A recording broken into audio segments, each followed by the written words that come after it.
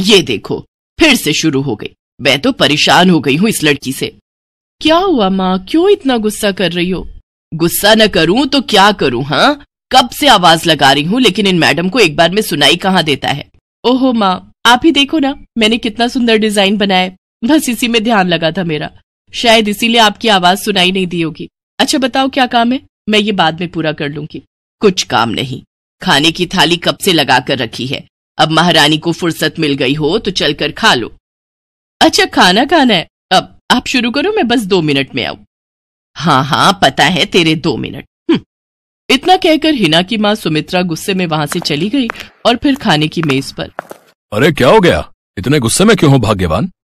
अब आप ही समझा लीजिए अपनी लाडली को, मेरी तो एक नहीं सुनती। हाँ तो क्या हो गया, तुम पे ही तो गई है। आपको मजाक सूझ रहा है? यहाँ मेरा दिमाग खराब हो रहा है, सारा दिन बस मेहंदी के डिजाइन बनाती रहती है और कोई काम ही नहीं है इसे। इसका मतलब वो सच में तुम पर ही गई है। तुम्हें भी तो मेहंदी लगाने का बड़ा शौक था ना इस उम्र में। हाँ, पर मैं घर का सारा कामकाज निपटाने के बाद ये सब करती थी। अरे ये तो खाना पीना भी छोड़कर बैठी है। सुमित्रा अपने पति सुरेश से हिना की शिकायतें कर ही रही थी कि तभी हिना वहां आ गई। क्या बनाया माँ? खुशबू तो बड़ी अच्छी आ रही है। मिल गई तुझे फुर्सत? हाँ माँ, देखो ना मेरा आज का डिजाइन, पापा देखिए ना कैसा है। सच में डिजाइन तो वाकई बढ़िया बनाया है लाडो। ये लाडो बोल बोल कर आपने ही इसका दिमाग खराब करके रखा है। मेरी जान को कितना काम है पता है, ती जा रही है, मगर ये लड़की मेरी बिल्कुल मदद नहीं करती।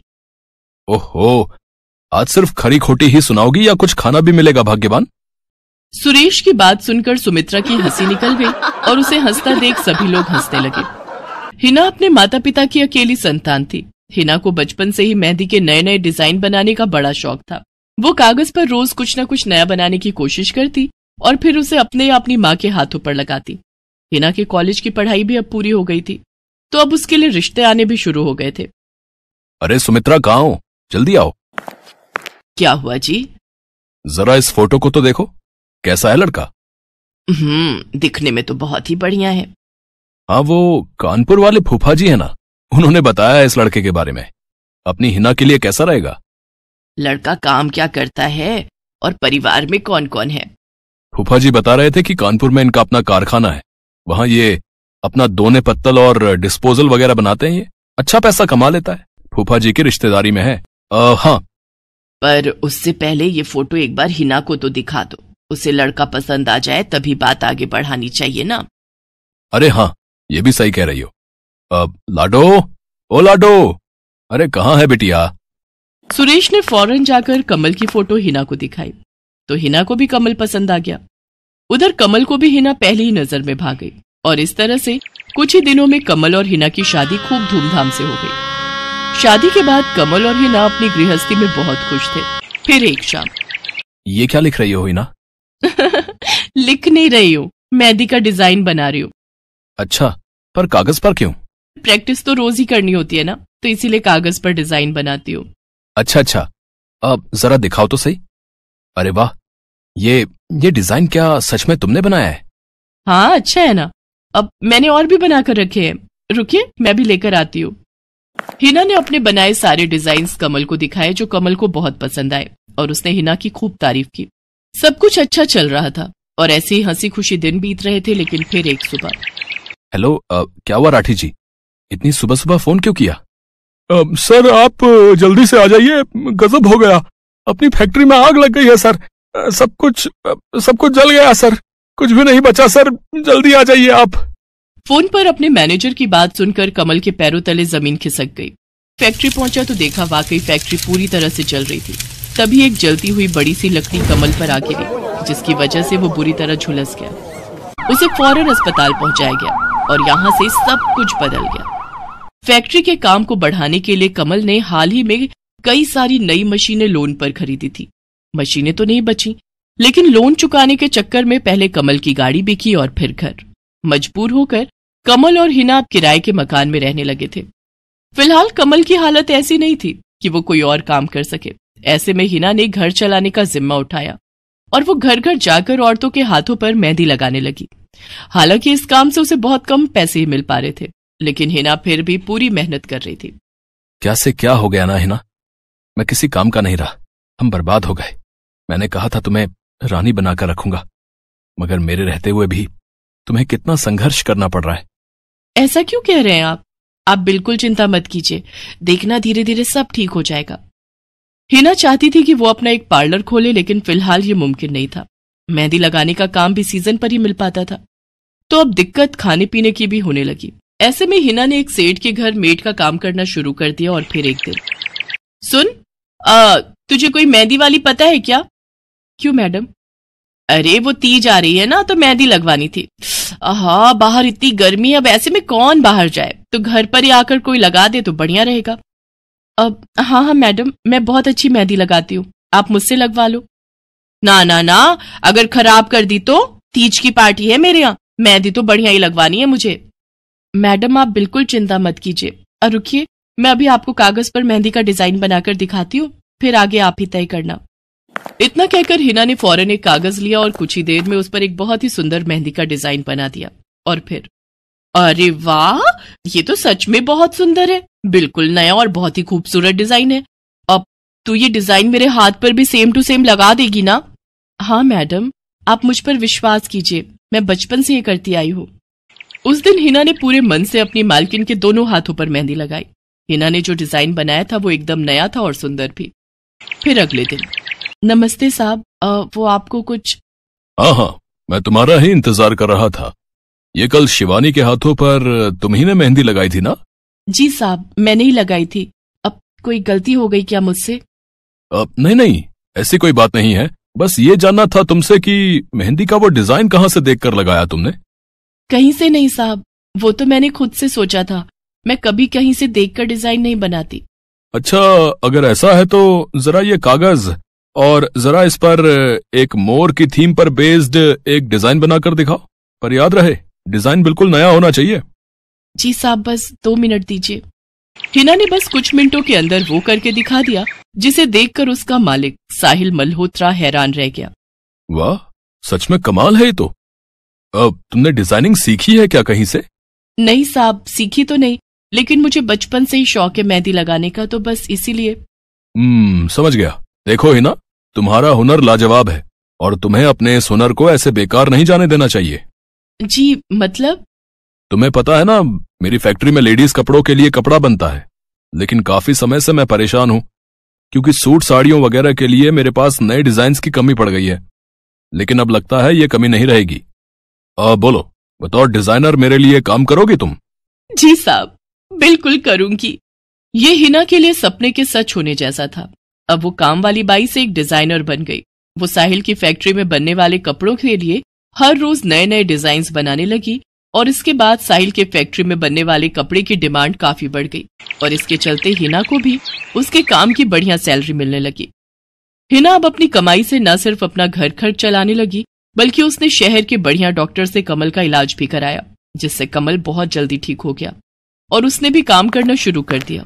पर इस सब में पूरा 1 साल बीत गया और एक बार फिर से तीज का त्योहार आया। देखिए तो कैसी लग रही हूं मैं? बिल्कुल चांद जैसी लग रही हो। हिना ने नई हरे रंग की साड़ी पहनी हुई थी, जो उसने खुद डिजाइन की थी, और वाकई वो उसमें बहुत ही सुंदर लग रही थी। हिना, तुम सच में बहुत बहादुर हो। मैं तो उस हादसे के बाद उठकर खड़ा ही नहीं हो पाता, लेकिन तुमने सब कुछ ठीक कर दिया। तीज का ये त्योहार ही इसलिए है जी, मैं आपको कभी कुछ नहीं होने दूंगी।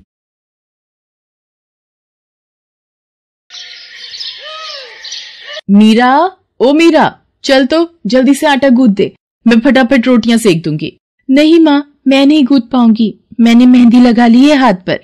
क्या? सुबह सुबह तू फिर मेहंदी लगाकर बैठ गई? बड़ी मक्कार है सच में, काम में मदद ना करनी पड़े इसलिए जब देखो मेहंदी लगाकर बैठ जाती है।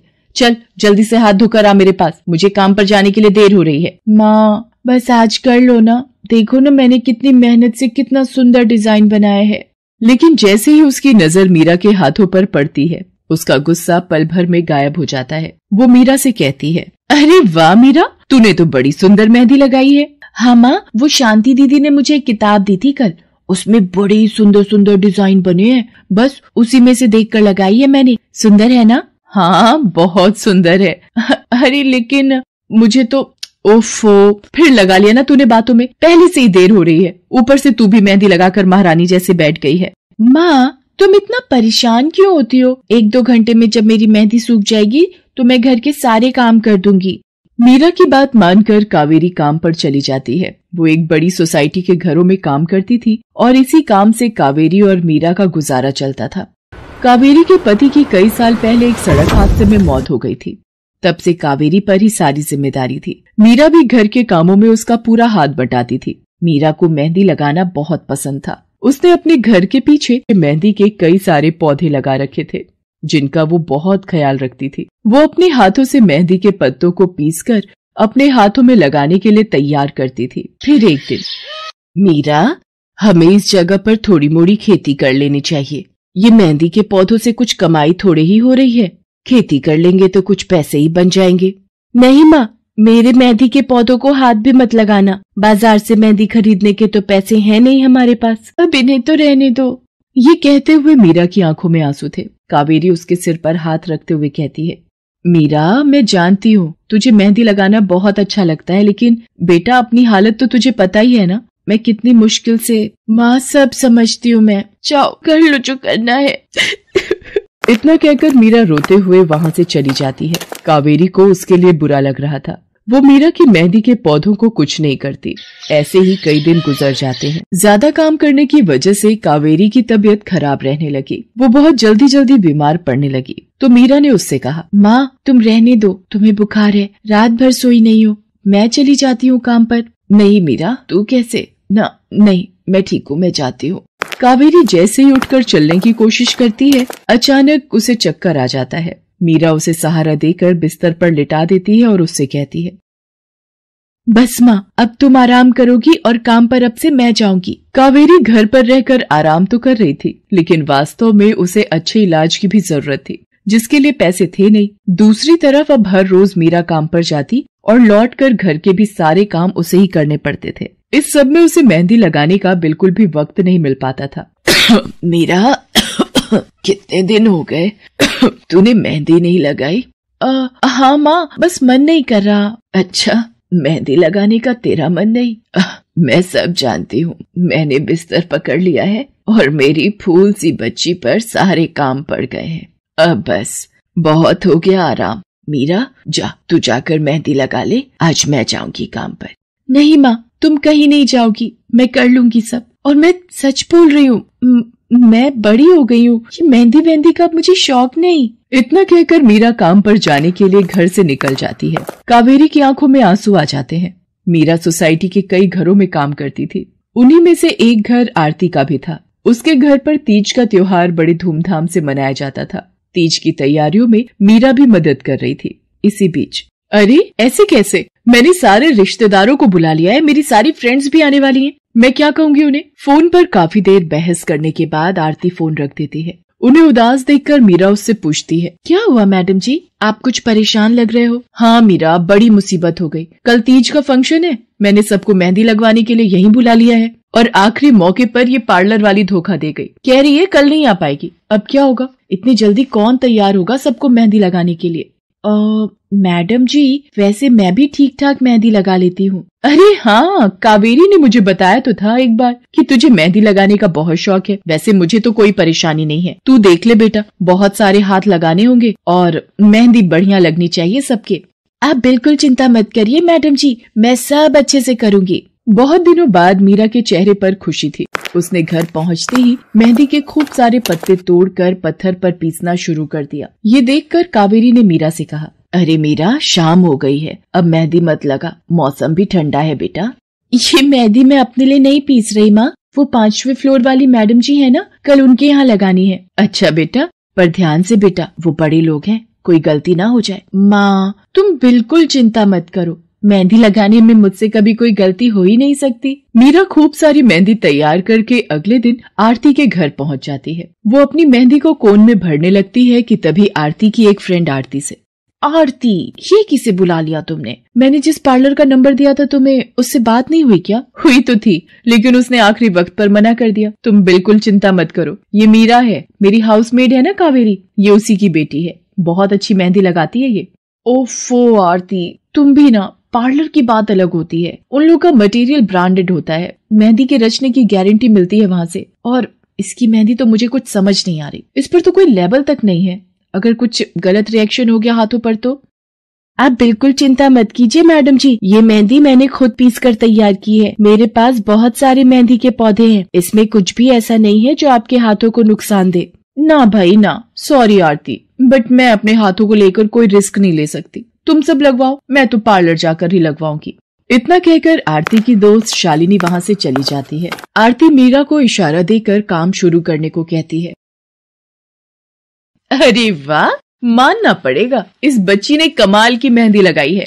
मुझे तो नहीं लगता कि इस मेहंदी का वैसा रंग आएगा जैसा पार्लर वाली मेहंदी का आता है। अब बस भी करो शालिनी, मेहंदी कैसी रचेगी ये कल तक पता चल ही जाएगा ना। बच्ची है वो, उसे इस तरह डराओ तो मत।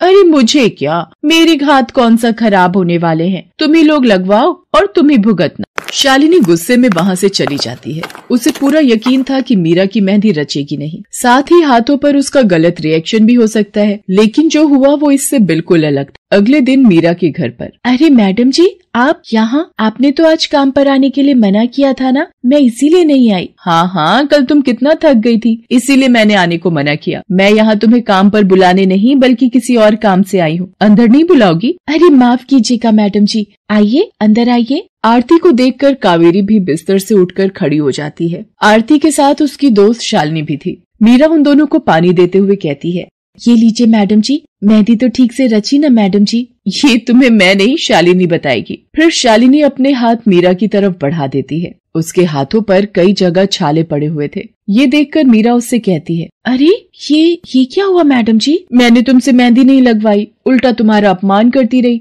उसी की सजा मिली है मुझे। मैंने सबसे महंगे वाले पार्लर में जाकर मेहंदी लगवाई। मैंने उनसे जोर देकर कहा कि मेहंदी का रंग बहुत बढ़िया आना चाहिए। इस चक्कर में उन्होंने पता नहीं क्या क्या मिला दिया मेहंदी में, और मेरे हाथों का ये हाल हो गया। और दूसरी तरफ तुम्हारी मेहंदी, जिसने भी लगवाई उसके हाथों की रंगत ही अलग है। देखो आरती के हाथ देखो जरा।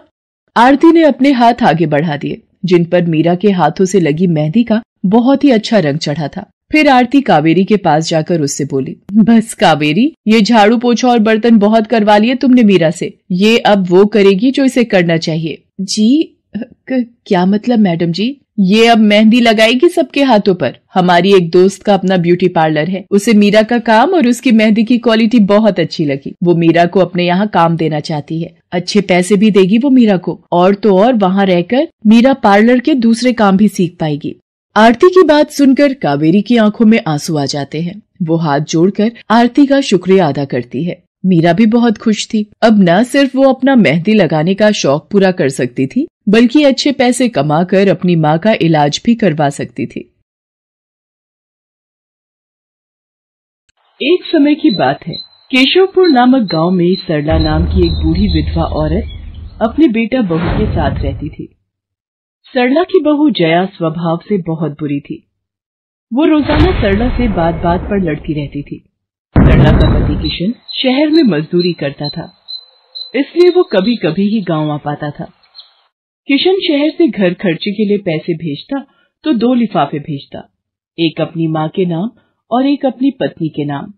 पर जया सरला के पैसे भी अपने पास ही रख लेती थी। ऐसे ही एक दिन, ये सरला देवी और जया जी के नाम के मनी ऑर्डर हैं। लाओ भैया, जल्दी से मुझे दे दो। ये सरला देवी के हस्ताक्षर करके ही उन्हें मिलेगा। माँ जी आराम कर रही हैं, लाओ मैं अंगूठा लगवा कर लाती हूँ। ए बुढ़िया, जल्दी से इस कागज पर अंगूठा लगा दे। भैया मनी ऑर्डर मुझे दे दो।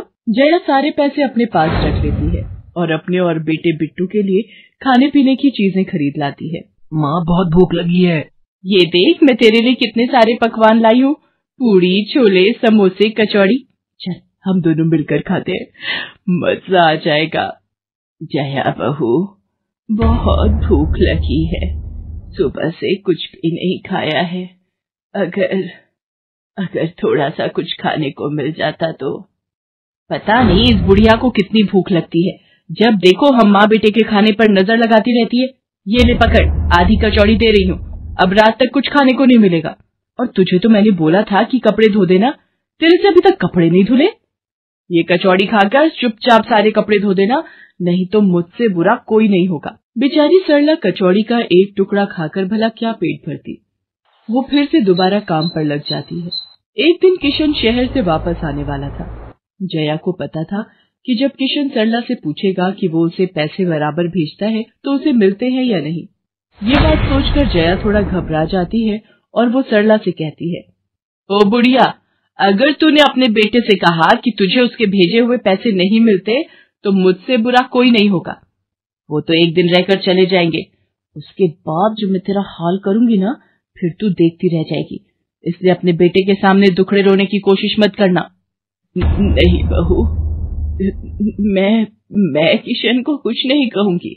माँ, मैंने तुम्हें पैसे भेजे थे, वो तुम्हें मिल गए थे ना? अरे आप बिना कैसी बातें करते हो? माँ जी को मैं बराबर से पैसे देती रहती हूँ। माँ जी, ये लो गरम गरम पनीर के पकौड़े, आप भी खाओ। किशन 2 दिन रहकर शहर वापस चला जाता है। जया फिर से अपने रूप में आ जाती है। दिन भर सरला काम करके एक दिन चक्की से आटा पिसवा कर लौट रही थी कि अचानक उसे चक्कर आ जाते हैं। रिक्शा में जाती एक लड़की देख लेती है। भैया, इन्हें उठाने में मेरी मदद करो, बेचारी पता नहीं कौन है। सुमन, ये तेरे साथ कौन है? ये रास्ते में बेहोश हो गई थी, मैं इन्हें घर ले आई, लगता है इन्हें होश आ गया है। अब कैसा लग रहा है आपको? मैं ठीक हूँ बेटी, तुम्हारा बहुत बहुत शुक्रिया बेटी।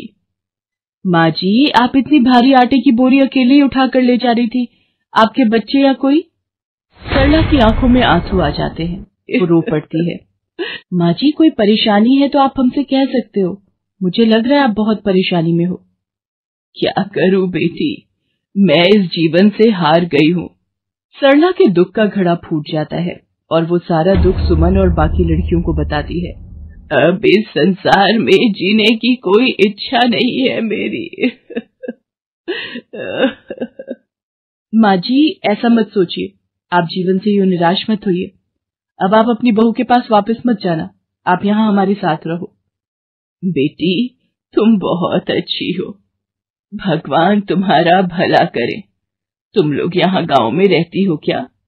जी माँ जी, हम मेहंदी वाली हैं, हम लोग मेहंदी लगाने का काम करती हैं और आसपास के गांव और शहरों में मेहंदी लगाने जाती हैं। क्या मैं भी ये काम सीख सकती हूँ? क्यों नहीं, बिल्कुल, और ये तो बहुत अच्छी बात है, हमारे ग्रुप में आप भी जुड़ जाओगे, मैं आपको मेहंदी लगाना सिखाऊंगी। सरला अब उन लड़कियों के साथ ही रहने लगी और कुछ ही समय में वो बहुत अच्छी मेहंदी लगाना सीख गई। इधर जया सरला के कुछ दिन तक वापस न आने से घबरा जाती है। ये बुढ़िया इतने दिनों से कहाँ गायब है, मुझे तो कोई खोज खबर नहीं है। बिट्टू के बापू ने हम सबको अचानक शहर बुलाया है, वहां जाकर अब यही बोलना पड़ेगा कि बुढ़िया की तबीयत खराब थी इसलिए नहीं ला सकी। जया बिट्टू को लेकर किशन के पास शहर पहुंचती है। क्या हुआ जया, माँ तुम्हारे साथ नहीं आई? वो माँ जी की तबीयत कुछ ठीक नहीं थी, इसलिए मैंने उन्हें बोला कि वो गांव में ही रहें, बेकार में सफर करती तो उनकी तबीयत और खराब हो जाती। पर तुमने मुझे अचानक क्यों शहर क्यों बुला लिया? अरे वो हमारे सेठ जी की लड़की की शादी है, इसलिए उन्होंने बोला कि कोई ऊपर के कामों के लिए मिल जाए। मैंने सोचा तुम्हें बुला लेता हूँ, और माँ भी थोड़े दिन के लिए मेरे पास रह लेगी। चलो कोई नहीं, मैं तुम्हें मालकिन से मिलवा देता हूँ। देखो किशन, शाम को मेहंदी का समारोह है तो काम अच्छे से निपटाने हैं, जितने भी मेहमान आएंगे उनके स्वागत में कोई कमी ना होने पाए। आप चिंता मत करो मालकिन, सब हो जाएगा। ये मेरी पत्नी है, मैंने इसे गांव से बुला लिया है, ये सब संभाल लेगी। जया मेहंदी समारोह की तैयारियों में काम करवाने लगती है। सब मेहमान आने लगते हैं। रिचा, मेहंदी वाली अभी तक नहीं आई, कितने बजे का टाइम दिया था? मम्मी, मेरी उनसे बात हो गई है, बस कुछ ही देर में आती होंगी। लो वो आ गई। माँ जी, ये यहाँ कैसे? मेहंदी वाली लड़कियों के साथ? माँ यहाँ? जया, तुम तो कह रही थी कि माँ बीमार है और गांव में है, पर माँ मेहंदी वाली लड़कियों के साथ क्या कर रही है? मुझे कुछ समझ नहीं आ रहा। मैं माँ के पास जा रहा हूँ। माँ, तुम यहाँ इन सबके साथ? किशन बेटा, आप मेरे साथ इधर आइए, मैं आपको सब बताती हूँ। ये लड़की इनको सब कुछ बता देगी। शायद आप नहीं जानते हैं, आपकी पत्नी ने आपकी माँ पर बहुत जुल्म किए हैं, इसीलिए ये बेचारी अपना घर छोड़कर हमारे साथ रहने को मजबूर थी। सुमन किशन को सारी सच्चाई बताती है। सरला की आंखों में आंसू आ जाते। किशन सबके साथ जब घर आ जाता है। जया, तुम्हें शर्म आनी चाहिए, तुमने मेरी माँ के साथ इतना बुरा व्यवहार किया। तुम्हारी वजह से मेरी माँ दर दर भटक रही है। अब तुम मेरे साथ एक पल भी नहीं रहोगी। बिट्टू को मैं पाल लूंगा। अभी के अभी अपने मायके निकल जाओ। ऐसा मत कहो, मैं आप लोगों के बिना कैसे रहूंगी। मुझे माफ कर दो, मुझे माफ कर दो, मेरे से गलती हो गई। माँ जी मुझे माफ कर दो। किशन बेटा, मैं किसी से भी नाराज नहीं हूँ। जया बहू को माफ कर दे। गलती इंसान से ही होती है बेटा। मैंने जया बहू को माफ कर दिया। किशन जी आप चिंता मत कीजिए, आपकी माँ जी अब हमारे साथ ही काम करेंगी। उस दिन के बाद जया ने अपना व्यवहार बदल लिया। सरला ने मेहंदी लगाना नहीं छोड़ा, वो अपनी मेहंदी लगाने के काम को करती रही। जया को अपनी गलती का एहसास हो गया था। अब वो भी सरला की बहुत देखभाल करती थी। संध्या की बुआ जो कि दिल्ली में रहती थी, वो उसके लिए एक अच्छे घर का रिश्ता लेकर आई थी। देखो भैया, मेरी इतनी जान पहचान तो नहीं है लड़के वालों से, पर इतना जानती हूँ अड़ोस पड़ोस में कहीं पूछोगे तो लोग अच्छा घर ही बताएंगे। ठीक है सुमन, अगर तुम कहती हो तो लड़के वालों को एक बार बुला लेते हैं। अब संध्या भी लड़के को देख लेगी। संध्या की बुआ लड़के वालों से अपने तरीके से बात कर लेती है और कुछ दिनों बाद संध्या की शादी विपुल नाम के लड़के से हो जाती है। पता नहीं इस काम वाली को छुट्टी लेकर गांव अभी जाना था। उसे पता था शादी वाला घर है, नई नवेली दुल्हन आएगी तो घर में 100 काम होंगे, फिर भी बिना बताए गांव निकल गई। अब मैं दूसरी काम वाली इतनी जल्दी कहाँ से ढूंढूंगी। राजेश्वरी, एक प्याली चाय दे दो तो बड़ी मेहरबानी होगी। सुबह से एक प्याली चाय भी नहीं मिली है। तुम्हें तो जब देखो चाय पीने की पड़ी रहती है। पता भी है एक बर्तन नहीं है धुला हुआ जिसमें तुम्हारी चाय बना दूं। ढेरों बर्तन रसोई में पड़े हैं झूठे। माँ मैं कॉलेज जा रही हूँ, तुम मुझे ये मत कहना कि मैं छुट्टी कर लूं और तुम्हारे साथ घर का काम करवाऊं। मेरा आज बहुत बड़ा प्रोजेक्ट सबमिट होना है, इसलिए मैं तो कोई काम नहीं कर सकती। ये लो, अब इसे भी अभी कॉलेज जाना था। अब मैं क्या करूं, कुछ समझ नहीं आ रहा। संध्या की सास राजेश्वरी अभी काम वाली को लेकर परेशान हो ही रही थी, तभी संध्या राजेश्वरी की सारी बातें सुन लेती है और रसोई में जाकर बर्तन धोने लगती है। अरे संध्या बहू, तुम ये रसोई में क्या कर रही हो? हटो हटो हटो, ये झूठे बर्तन तुमसे थोड़ी करवाऊंगी। अभी तुम्हारे हाथों की मेहंदी भी नहीं उतरी। माँ जी आप परेशान मत हो, मैं थोड़ी देर में ही सारा काम निपटा दूंगी। आप अकेले इतना काम नहीं कर पाओगे। ठीक है, अगर तुम कहती हो तो मैं कोई और काम कर लेती हूँ। माँ पड़ोस में किसी से पता करो, शायद कोई और काम वाली मिल जाए। मैंने पूछा था, पर अभी किसी भी काम वाली के पास समय नहीं है। पुलकित काम पर चला जाता है। संध्या सारे घर का काम करती है। अब तो रोजाना ही ऐसा होने लगा। काम वाली तो थी नहीं। संध्या की ननद पूजा सुबह होते ही कॉलेज निकल जाती और सास पैरों में दर्द के बहाने बिस्तर पर आराम करती। संध्या तो मानो घर के कामों में ही उलझ गई। एक शाम, माँ तुम बिल्कुल सही बहू ढूंढ कर लाई हो। बेचारी गरीब घर की है, इसलिए चुपचाप संस्कारी बहू की तरह घर के काम कर लेती है। अगर कोई पैसे वाले घर की लड़की बहू बनाकर ले आती तो वो पूरे घर को अपने इशारों पर नचाती और तुम और मैं बस बर्तन घिसते रह जाते। तभी तो मैंने इसकी बुआ को शादी के लिए हाँ कह दिया था। मुझे पता है ये गरीब घर की लड़कियां बड़ी सीधी सादी बहुएं साबित होती हैं। अब काम वाली गांव भाग गई। सोच ये ना होती तो कौन काम करता। राजेश्वरी, तुम दोनों माँ बेटी को तो संध्या बहू का शुक्रगुजार होना चाहिए। बेचारी ने आते से ही पूरा घर संभाल लिया। ऐसे ही दिन बीत रहे थे। संध्या सभी घर वालों की देखभाल का पूरा ध्यान रखती थी। एक दिन, क्या हुआ पुलकित बेटा, तुम इतने परेशान क्यों हो? और आज तुम ऑफिस भी नहीं गए? पापा मेरी नौकरी छूट गई है। कंपनी घाटे में चल रही थी, इसलिए उन्होंने मेरे जैसे बहुत से वर्कर्स को अचानक निकाल दिया। दिमाग खराब हो रहा है, गाड़ी की किश्त भरनी है, घर का लोन भी पूरा नहीं हुआ है। घर का खर्चा अब सब कुछ कैसे होगा, कुछ समझ में नहीं आ रहा है। पुलकित बेटा चिंता मत कर, अब कोई ना कोई रास्ता निकल आएगा। ज्यादा होगा तो कुछ दिनों के लिए मैं कोई काम कर लूंगा। पापा मेरे होते हुए आप काम नहीं करोगे, मैं कुछ सोचता हूँ। पुलकित दूसरी नौकरी को लेकर परेशान था। उसे कोई काम नहीं मिल रहा था। घर में पैसों की तंगी भी शुरू हो गई। पुलकित ने अपनी गाड़ी बेच दी। घर के लोन को लेकर वो परेशान था। 15,000 रुपए की किश्त उसे भरनी थी। तभी, भैया मेरे कॉलेज की फीस इस बार बहुत लेट हो गई है। मेरा आखिरी साल है, अगले महीने की 5 तारीख तक 12,000 रुपए फीस के भरने हैं। मैं कुछ इंतजाम करता हूँ। ऐसे खाली हाथ पर हाथ रखकर मैं नहीं बैठ सकती, मुझे कुछ सोचना होगा। पता नहीं, हो सकता है किरण ने बात कर ली होगी, पूछती हूँ। हेलो किरण, मैं संध्या बोल रही हूँ। तूने बात की फिर? पार्लर में जगह खाली है क्या? हाँ मैंने बात कर ली है। 12,000 रुपए महीना देंगी रविता मैम। बोल, तू हाँ बोलती है तो मैं बात कर लेती हूँ। ठीक है, तू हाँ बोल दे, कम से कम कुछ तो पैसे आ जाएंगे। संध्या पुलकित से पार्लर में मेहंदी लगाने की नौकरी की बात करती है। पहले तो वो मना करता है, पर संध्या उसे समझाती है। पुलकित, मैं जानती हूँ आप परेशानी के दौर से गुजर रहे हो। मैंने आपसे शादी के बाद हर सुख दुख में साथ निभाने का वादा किया था और आप परेशान मत हो, मैं घर और बाहर दोनों का काम एक साथ संभाल लूंगी। ठीक है संध्या, तुम कल से पार्लर में नौकरी के लिए जा सकती हो। अगले दिन से संध्या सारे घर के काम के साथ साथ पार्लर भी जाती और वहां पर पूरा दिन मेहंदी लगाने का काम करती और शाम के वक्त घर आती। संध्या बहुत मेहनत कर रही थी ताकि वो अपने परिवार की मदद कर सके। संध्या बहुत सुंदर मेहंदी लगाती थी। ये बात उसकी सास को तब पता चली जब उसने पार्लर में काम करना शुरू किया। संध्या को पार्लर में काम करते हुए 1 महीना बीत चुका था। पार्लर की मालकिन रविता भी संध्या के मेहंदी लगाने के काम को देखकर बहुत खुश थी। संध्या, तुम सचमुच बहुत मेहनती हो। पिछले 1 महीने में बहुत से क्लाइंट तुम्हारी तारीफ कर रहे हैं और अपनी फैमिली फ्रेंड्स की शादी या सगाई फंक्शन के लिए तुम्हें ही मेहंदी के लिए बुक करना चाहते हैं। और हाँ, ये तुम्हारी सैलरी 12,000 रुपए। बाकी ये तुमने ओवर टाइम भी शादी के सीजन में बहुत किया है, उसके 6,000 रुपए अलग से दे रही हूँ। थैंक यू मैम, आपने मेरे काम की इतनी तारीफ की। मैं तो बस भगवान की कृपा से मेहनत से करती हूँ। संध्या घर आ जाती है और 12,000 रुपए पूजा के हाथ में रखती है। पूजा, ये तुम्हारी कॉलेज की फीस के पैसे, तुम कल ही अपनी फीस जमा कर देना। भाभी, ये तो आपकी मेहनत की कमाई है, आप ये सारे पैसे मुझे दे रहे हो? नहीं नहीं भाभी। पूजा, तुम मुझे अपनी भाभी कहती हो ना, और भाभी तो माँ समान होती है, तो क्या तुम अपनी भाभी माँ के पैसे नहीं लोगी? तुम अपने भैया से भी तो लेती हो ना। फिर मेरे और अपने भैया में फर्क है, मैं भी तो इस घर का हिस्सा हूँ, इसलिए ये पैसे रख लो। मुझे माफ कर दो भाभी, मैंने ना जाने आपके बारे में क्या क्या गलत सोचा। पुलकित को भी दूसरी नौकरी मिल जाती है। अब संध्या और पुलकित दोनों मिलकर काम करते थे। राजेश्वरी और पूजा भी अब संध्या की घर के कामों में बहुत मदद करती थी।